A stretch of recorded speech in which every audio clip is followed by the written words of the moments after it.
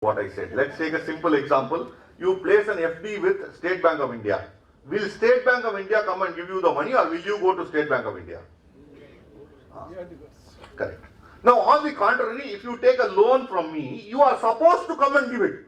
The law does, the courts do not say that you must. If you are supposed to come and give it back to me, it is loan, otherwise it is deposit. So, wherever possible, if you can designate it as a deposit, you are outside the ambit of 222E. Now, I have also told you what is the dividing line. Dividing line is who must give whom.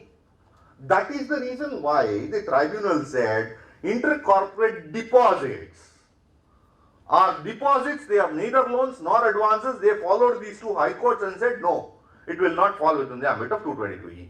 So if you want to get over 222E really, the only possibility is you try one of the tricks that I otherwise told you. You can change the beneficial ownership, you can change the real ownership, you can do so many tricks. You may get hit by the clubbing provisions. For example, before taking a loan or advance, I transfer all the shares to my minor son or daughter. My minor son or daughter will now become the beneficial owner. I am the registered owner still. Whatever requirements under company law, I will comply. So now I take an advance, less than 10%, I cannot be hit. She is not taking an advance, so she is not hit. So we could try this, and if all of these are lost, the last resort is deposit. And for that, these two decisions will come in handy. To explain what is the difference between a loan or deposit, there is a Madras High Court itself, which is in A.M. Samsuddin's case, which distinguishes between the two. And please note that those decisions have not been subjected to further challenge before the Supreme Court. And personally, I myself would not have considered many of these aspects necessary, but that was the incentive for me to come, honestly. I would not have read this much. But for the fact that the CPE chairman somehow, I won't even say convinced, to a limited extent even coerced, or at least I will use a milder term, undue influence was used. Right? Whatever term you would like to use, he used it to the best of his abilities. And his ability to convince is something which I have seen time and again. You know, first question will be, Nalla irkingla. Next question will be, Oorla irkingla. Then he will ensure that on the date and time he wants, you are stuck with no reply except to say yes. Now he will say, on behalf of all the members, I have a small request with you. Can you please come and address? Now what do you say? You have already confirmed to him you are in town. You have already told him you are available. Now he will say there are 400 people, 500 people, please. One client can wait, no problem. And this is exactly how our CPE chairman can really, whatever you may call it, you may call it coaxing, cajoling, you may call it undue influence, you may call it coercion. But all I will say is to ensure that somebody he targets is surely there. So irrespective of the fact that the person takes 12 hours extra to go to Delhi, or the person has to travel from here to Madurai, via Coimbatore. No, actually he only revealed one part of the secret. The chairman goes from here to Coimbatore by flight, and from Coimbatore to Madurai he goes by road. Right? So that is his ability. He made him sit because he wanted the cake to be cut by him. Probably, I don't know. I am guessing. But our CPE chairman can, manage things in any way. And one way I am grateful to him for, requesting me to be here today to address these so-called less important topics, but more all-pervading. Where, in fact, during lunch, many people were telling me, 89.1, 10.10c, sir, I have cases. Almost at least 10, 12 members whom I saw said it. And I'm sure that these were areas where even I would not have given a serious thought. And some of these decisions and the genesis, how it flew, how it all started, how ICAI Bank came, how RBI employees came, I would not have read. To that extent, I must be grateful to the organizers, particularly our CPE committee chairman, for cajoling me into being here. I'm using milder language, sir, because he has got the ability to use words in a rhyme where he can outclass anybody I have not referred to any person. Even the best of them would be at a loss. And we just saw it. So there he can flabbergast me. I don't want to cross words with him with the language or anything. So he cajoled me into coming. I must thank him for that, and all of you for a very patient hearing. Thank you very much. Thank you very much, Mr. Bhanusekar, for an excellent, lucid presentation. In fact, what is less important, you said, I have found in Sun News and all, again and again, they'll say, sir, income from salary, filing of return, income from house property, that topics only they will do, which has got applicability for business as well as salary. The income from house property is an indispensable head of income. So they would love to have a larger thing. So here also, I would love to have the SME practicing members, since they are registering in large numbers. So I felt they should get the benefit of your expertise on this as such, so that they'll be able to answer. If you take the total traffic, 100 clients are coming, means at least 20 to 30 in terms of number, whether they contribute to the revenue or not. They will be coming in number wise, they will be only predominant for any SME practitioner as such. And whether the ABC analysis, it may be C category, but it also gives some sort of respectability for anybody. Oh, there is so much traffic is there, people coming and going and all. It gives a respectability for anybody, dispassionate onlooker, isn't it? So that way, this particular heads also assume a greater significance. So thank you very much. As a token of our love and affection, I request Mr. Vijay Kumar sir to hand over a memento to Mr. Bhanusekar. I request Mr. Vijay Kumar also come to the dais. Please welcome him with the applause.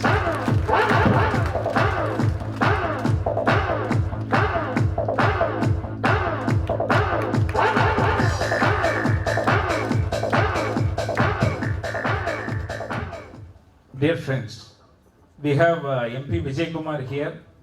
He is going to speak on accounts, financial statements, audit and penal provisions under the Companies Act. It's a very, very important direct applicability to all of us. A brief introduction of Mr. MP Vijay Kumar. He is a chartered accountant, cost accountant and a company secretary.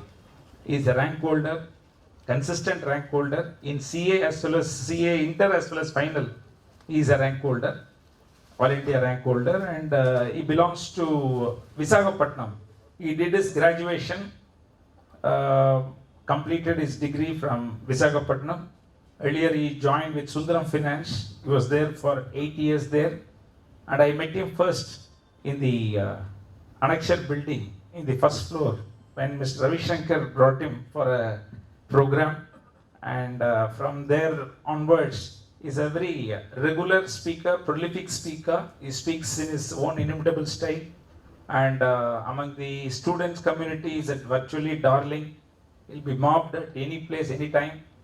And still he is an organizer's delight, despite his myriad achievements. He always accessible, always he comes well prepared. In fact, we told 2:30, but still it got delayed because right from morning we had a overlapping of programs, and I have to thank him for coming here. And with this prelude, I have great pleasure in presenting before you. Mr. Vijay Kumar, please give me a very big hand. And on behalf of each and every one of you present, let me honor him by presenting a shawl and a garland.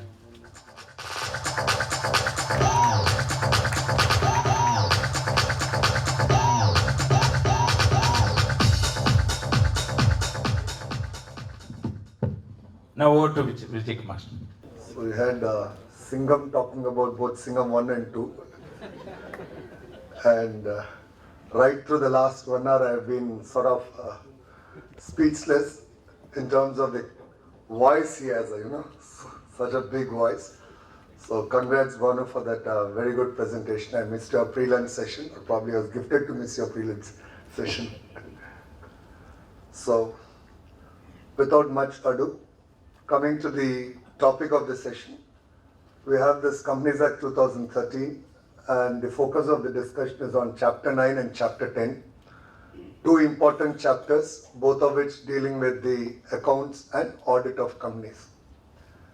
Given that there's a delay in the schedule, I'll try to be as brief as possible and spend as much time on practical issues without getting into the introduction of the provisions. for the reason that Chapter 9 and Chapter 10, most of you would have by now had an opportunity to go through those provisions to a large extent. But before I start off on these two chapters, 9 and 10, as against the 1.5 hours which I was scheduled to speak, I'll try to keep it within 45 minutes. I don't want to delay your evening with family for the New Year celebrations in the eve. So I'll try to be as brief as possible. But I want to just touch upon one subject arising from what Bonu was talking almost at the end on deposits. Almost most of us here are engaged with private limited companies or unlisted public companies in some form or the other. Some form or the other, clients or employed there, we all engage with these companies. If it has not come to your attention earlier, I would like to draw it to your attention, and I would like you to invest significant time and do needful planning before the year ending. This is on the subject of deposits. On deposits, which is Chapter 5 of the Companies Act, erstwhile Companies Act deposits was largely seen as a chapter dealing with companies who wanted to mobilize money, raise money. But in the new Companies Act, the chapter on deposits, the Chapter 5 and the rules are used by the government not only for regulating companies who want to accept deposits, but also ensure an element of governance. The definition of deposit under the new Companies Act is far wider. It's far wider than the definition of deposit which was there in the erstwhile Companies Act. And let me just leave these three important elements which all along was not included in deposits, but today it is included in the definition of deposits. And any company not complying with these rules, the penalties are fairly severe. And these are three items. I'm very sure almost every client of everyone sitting here, almost every client would either have all the three or at least one of the three as part of their financial statements. First and foremost is on share application money. Plenty of companies, we are aware, money has been collected by of share application money and remains as share application money for ages together. I've been in practice myself for about 8 years before I got back to industry, and right through my practice, every client I've come across, particularly the private limited companies, they have their own reason as to why paid up capital should be 99 lakhs and share application money of 3 crores, 5 crores, 10 crores, 15 crores lying as application money for years together. New Companies Act, share application money not allotted within 60 days. Not allotted within 60 days. If it is not refunded within the next 15 days, would be treated as deposit. On this, there are no transitional provisions now. No transitional provisions. So plenty of companies, we are aware, where money is lying in balance sheet as share application money for ages together, and that application money, new law will be construed as deposit, and you will start violating the provisions of deposits, and the punishments are quite severe, and the audit report requires commenting on whether the deposit rules have been complied with and things like that. The second element which got added now is advances received from customers in whatever name for supply of goods or rendering of service and remaining as an advance for more than 365 days. There are plenty of companies where, to overcome the limitations of intercompany loans and borrowing capacities, many transactions do happen where you receive money as advance for supply of goods, advance for rendering services. And if those advances remain unadjusted for 365 days, it's not 1 year, it's 365 days to be precise, every such advance will now be treated as a deposit. And the important point I want to highlight here, particularly with reference to companies which are reasonably active, having reasonable amount of invoicing collection.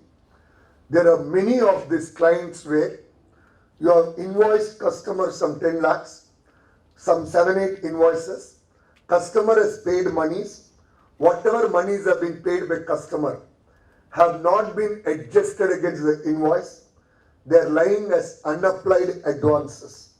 All those unapplied advances will now be treated as a deposit. So this is a second element which has got added to the definition of deposit.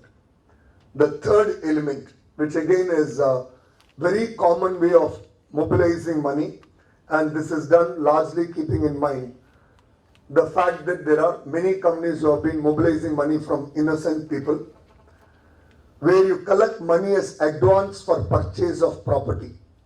So there are many of these real estate company, agriculture companies, farm companies, whatever name you call, to overcome the requirements of RBI, NBFC provisions.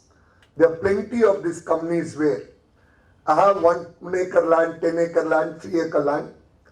So I collect money from people as advance for allotment of land. And I refund it after whatever period I refund it. That's one way of raising money. Money is received as advance for purchase of property. And those cases where property approvals have not been applied for or applied but not given, all such advances will now be treated as deposits. And I know there are plenty of companies who have used these routes in the past to raise money in an unorganized way, unorganized form to raise money for their business. Now all of this would be treated as deposits. I'm starting off with highlighting these three for the reason that I know there are plenty of private limited companies and unlisted companies who have these three elements. And given that we have another 3 months to go before the year end, if some of the clients need to plan and ensure these are taken outside the ambit of deposits, it could be a good one.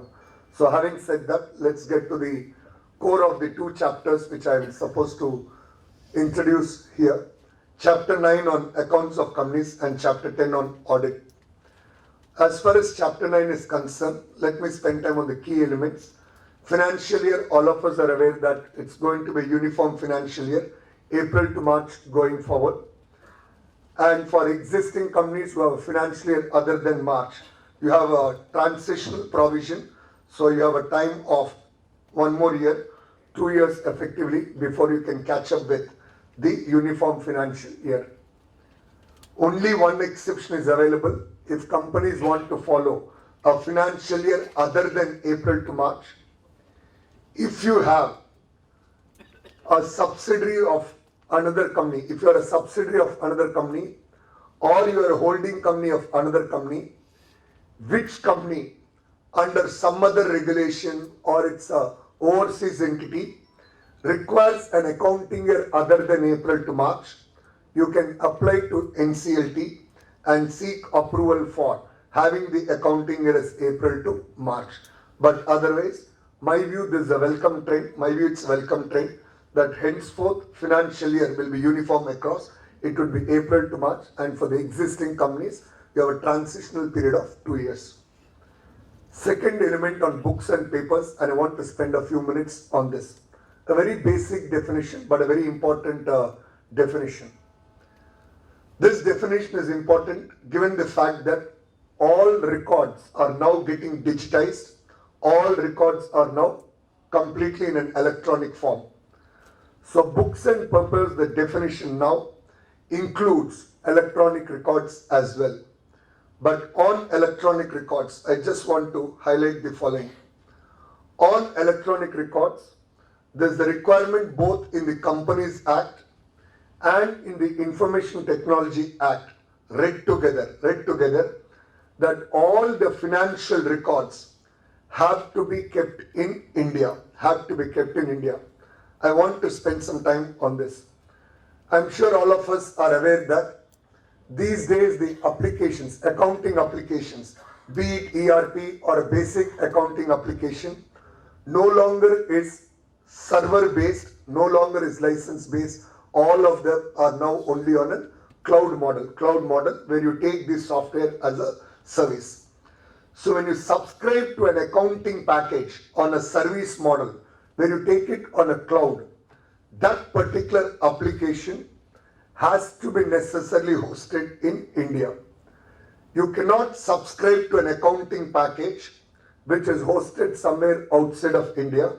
Reason is, tomorrow if anyone wants to access, be it regulatory agencies or otherwise, they should have the ability to walk into whichever data center in India and access the electronic records. So any financial record you want to maintain on a software as a service model, where you want to have it on a cloud, it's very important that you subscribe only to those software which are all hosted in India, particularly those relating to your financial records. So that's a very important requirement both in the Companies Act as well as in the Information Technology Act. Then coming to location of the books of account, again a very interesting provision.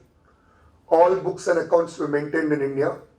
Important is for those offices which are located outside of India.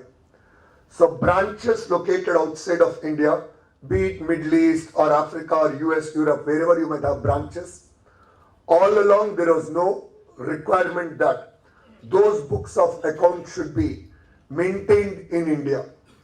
But under the new regime, the requirement is that while your Dubai branch can have books of account maintained in Dubai, while you maintain it in Dubai, periodically a copy of all those books and records should be brought into India. What should be the periodicity? Should it be monthly, quarterly has not been defined, but very important and a good control element, particularly from audit fraternity point of view. From an audit fraternity point of view, I strongly welcome this. Instead of leaving those books of account at the branch somewhere in Dubai, end of the year you bring those books of account, no idea how things are moved throughout the year. Now you will have a mechanism where on a periodic basis, it could be monthly or quarterly, copies of those books of account will come to head office, and once you get a monthly trial balance or a quarterly trial balance at the head office and auditor has access to that, somebody's ability to go and tamper those records for the earlier period would be lost. So from an audit perspective, an important control, and if any of your clients have branch offices outside India, for the year which has gone by, it's important to ensure that copies of those books of account have been brought into India, Indian shores, and maintained here. These are provisions relating to inspection. Now moving on to financial statements. So financial statements for the purpose of the new Companies Act comprises balance sheet, P&L, as we are familiar, cash flow statement, notes to accounts. What has been added is a statement called Statement of Changes in Equity. The statement of changes in equity is a requirement only for listed companies, and for listed companies, my view, they could have enforced it through other mechanism, but doesn't matter. It's part of the law which requires that every listed company, apart from all the statements, also needs to present the statement of changes in equity. This statement is a fairly simple statement which in my view is already part of your existing Schedule 3, equivalent of your old Schedule 6. Shareholders funds capital, opening capital, additions, buyback, closing, reserves, opening, addition, deletion or utilization, closing. So that information is already part of the financial statements format Schedule 3, but for listed companies you have this requirement of presenting a separate statement called Statement of Changes in Equity. This is a template of Statement of Changes in Equity.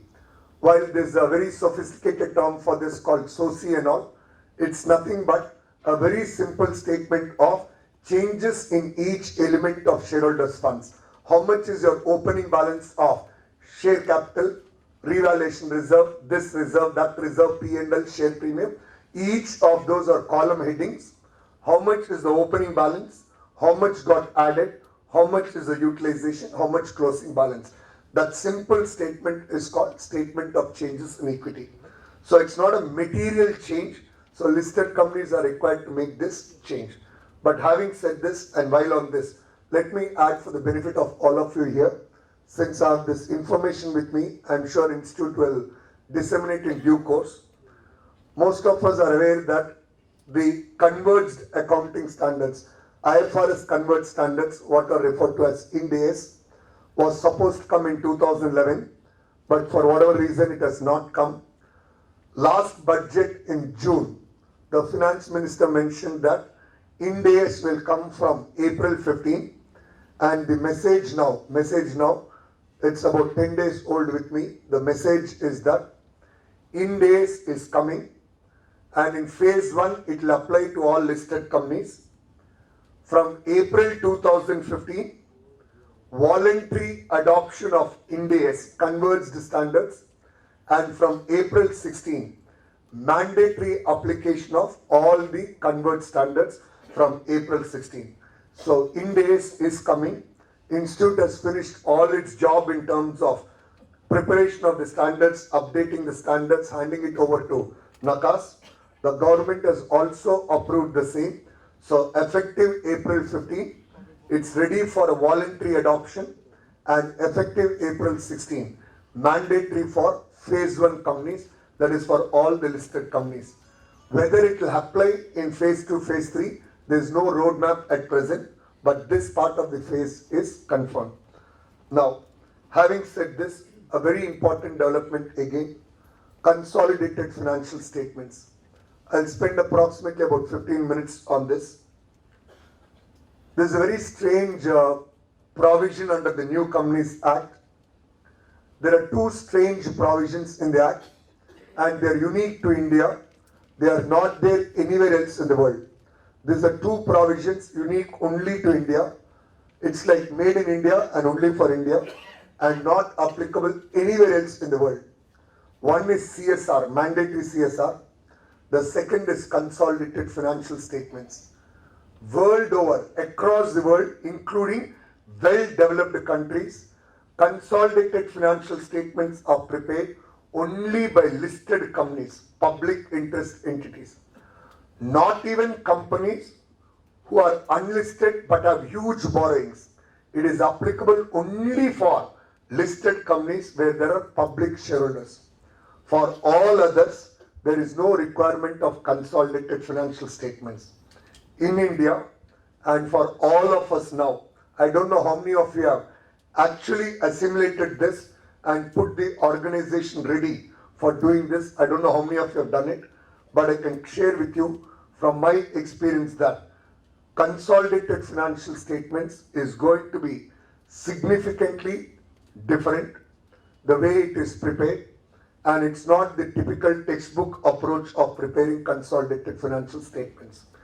It is applicable, the new law, consolidated financial statements applicable for every company, whether listed or unlisted, whether public or private, whether you are medium size, small size, it does not matter.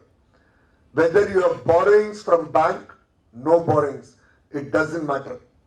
The new law requires every company, irrespective of its size, irrespective of whether it's public company or a private company, has to prepare consolidated financial statements. And the moment consolidated financial statements are prepared, I can share with you from my experience, the way the financial statements will look will be significantly different. Banks will start asking copies of consolidated financial statements. They will start revisiting the credit requirements of a company based on consolidated financial statements. I know there are plenty of companies who park losses in other companies, profits in one company, use it for leveraging and all. All of that is gone, and you are now required to prepare consolidated financial statements. Even if you are a private limited company, small private limited company, you are required to prepare consolidated financial statements. And please note, They have gone one step forward where even if I don't have a subsidiary, but I have only associate or only a joint venture, also you need to prepare consolidated financial statement. And if you have an associate, you apply the equity method. If you have a joint venture, globally it is equity method. In Indian context, you have the proportionate consolidation method. But having said that, for a period of 1 year, in line with the Ind AS rollout, the government has given a transition provision where if you have a subsidiary, for example, A Limited, B Limited, C Limited, A Limited, B and C as a chain, and B Limited is 100% subsidiary of an Indian company. B Limited, middle company, is 100% subsidiary of Indian company A Limited, then you need not prepare consolidated financial statements for B and C. But let me share with you, unless you prepare consolidated statement of B and C, you cannot prepare the consolidated statement of A. But at least today, for public reporting for 1 year, you have this exemption where the middle company, and I'm using the words carefully, the middle company need not prepare consolidated accounts if it is wholly owned subsidiary, and B, it is a wholly owned subsidiary of an Indian company. If it is a wholly owned subsidiary of some Mauritius company, a Maldives company, a UK company, then consolidated financial statements are to prepare. Similarly, 1 year transition has also been given, or 1 year period you are optionally you can do. I don't have subsidiary, but I have only associate or only joint venture. For 1 year, you have this time limit where you need not prepare consolidated financial statements. That transition is there. But on consolidation, I would sincerely urge all of you, from CII, I'm fairly active in CII, we have made huge representations to the government to exempt other than listed companies from consolidated financial statements. Lots of representation has gone. Even in the just concluded winter session, they have not heard. So I don't think next 3 months anything will happen. So given that consolidated financial statement is a reality, it's important that every clientele of yours, whoever has either a subsidiary or an associate, 20% shareholding associate or a joint venture, you need to prepare the client for preparing consolidated financial statements. It is mandatory. And the difficulty is you do not have transitional provisions. For example, the client is A Limited and has a subsidiary B. And this subsidiary was acquired some 7 years back, acquired 10 years back. So 10 years back when you acquired, you paid some extra consideration. How do I find out what was the goodwill at that time? What was the gain, if any, capital reserve at that time? Today you don't have records to do it. There is no transitional accounting standard available. So there's a very peculiar situation where, with whatever short-sightedness and despite huge representation having gone in, government has not been able to see merit on this, and they want consolidated financial statements to be done by all. And let me tell you, it will redefine the way the banks will start looking at the clients. Every company, reasonable size, borrows money from banking system. The moment the banks start asking for consolidated financial statements, the way they will assess your performance and decide your drawing power or your maximum permissible bank finance will be different from the way it has been done all along. So that's on consolidated financial statements where they have prescribed the rules relating to consolidation. Then there's again a very interesting provision on restatement of financial statements, and I would caution every member, particularly younger members, to be extremely careful about this provision on restatement. Please do not take it lightly. It's not going to be as in the past. And with my little experience of having seen some companies overseas, I can share with you, Globally, restatement of financial statements is a reality. And that concept of restatement of financial statements is now part of Indian company law. It's part of Indian law now. Imagine a situation where you are auditor of a client for the last whatever number of years. This client now wants to raise private equity, next generation. Father built the company, I was auditor of the company. Father, I shared the rapport, company grew over time. Next generation has come, the guy was very active, he wants to expand the business, he wants private equity to come. The moment private equity guy comes, one of the requirements would be change of auditors, a branded audit firm, all of that stuff. The moment somebody comes new, the first thing anybody does is disown the past. Disown the past. That past I don't want to take ownership. Unlike continuity of auditor where one generation, next generation, that ownership of the past continues. Once a new firm comes, that new firm will do the first activity, and particularly in private equity transactions, I can tell you the number of transactions which are happening. The first thing the private equity guys want is clean whatever mess is there, clean it up. However small or big it is, get it cleaned, because I do not want to own whatever is there in the past. And once the new auditor comes, he would find out mistake in revenue recognition. Last year, I've been auditor of this company for whatever years. Revenue recognition, I supported a little. It got recognized. And most cases, all of us know within this room, the moment you call it bad debt or provision for bad debt, most of the cases are cases of wrong revenue recognition. They are not cases of insolvency, customer going bad. I have recognized the revenue, raised the invoice.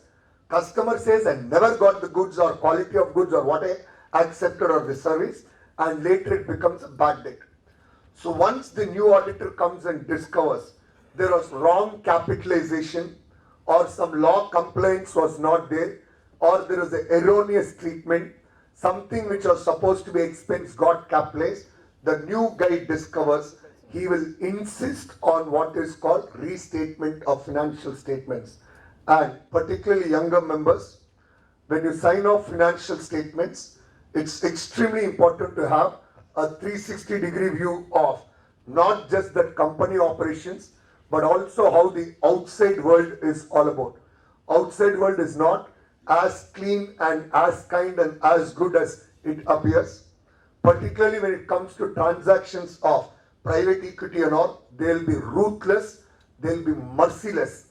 And every company, once it reaches the size of 50 crore turnover, 100 crore turnover, wants that additional capital, angel investor, private equity, whatever it comes, at that time you would get exposed. Until then, somebody supports you in preparation of financial statements, but the moment there's a change of auditor, or even assume rotation of auditors for a particular category of companies, those cases, restatement of accounts will become a reality. Restatement, two categories of restatement are identified. One is voluntary restatement, where the board of directors themselves, new directors have joined the board. Board of directors themselves decide something wrong with earlier financial statements, let's go and restate them, or some investigation, either by an income tax authority or whatever authority, any authority, and if a complaint is made, there can be what is called a mandatory restatement of financial statements. And the moment there is a restatement, the financial statement should carry the title of restated. And the title of restated should be carried for a period of 5 years. It's a stigma which will be there. And imagine somebody being an auditor of that company and what kind of professional impact those would have. And some of these cases, they could lead even to liabilities, criminal liabilities, including significant penalties. And under the new law, while on this, and I might miss later part, the new law, given the kind of punitive provisions which are there for audit, insurance of audit firms, insurance of audit partners will become a necessity, will become a necessity. The kind of punishments or the penalty provisions are fairly significant. So restatement of financial statements, we have mandatory and the voluntary restatement. These provisions have not yet been notified. These are part of the law. They are supposed to be notified once NCLT is constituted. Provision relating to depreciation, all of us are familiar by now, but my little experience, I've come across even a couple of listed companies. Even though 3 quarters are almost over, many of them have still not geared themselves for recalculation of depreciation under the provisions of Schedule 2. Erstwhile law, you had percentages for calculating depreciation rates. Now everything what they have prescribed is the life. So the life within which you have to calculate the rate of depreciation and provide. So life, you can always rework and arrive at the percentage. But just couple of points. First and foremost, let's assume a case where you now assess the life of an asset, and this life of the asset which is now assessed is less than the life of the asset you have followed all along.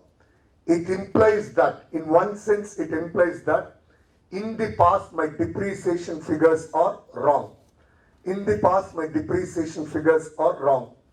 So when you assess the life of the assets now, it's important that quality time should be spent so that you do not end up with an observation that in the past there was under provisioning of depreciation and now I am catching up with the balance.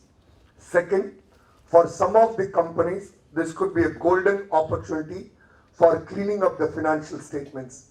There are plenty of companies where you have assets which are unused for quite some time.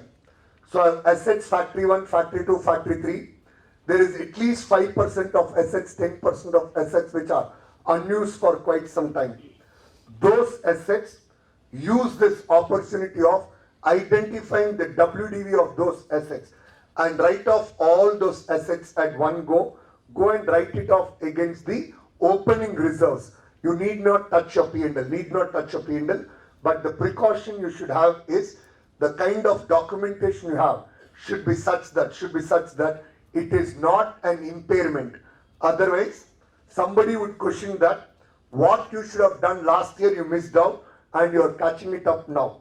But this is a good opportunity where some of the companies where asset records are not maintained properly or asset usage is not proper, filter out all those assets, take it directly to the opening reserves and write it off.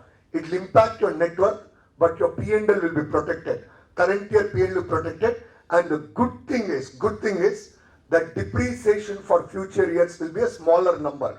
Instead of having large number of assets which are actually not being used and providing depreciation year after year, some of those assets you clean up as part of this exercise.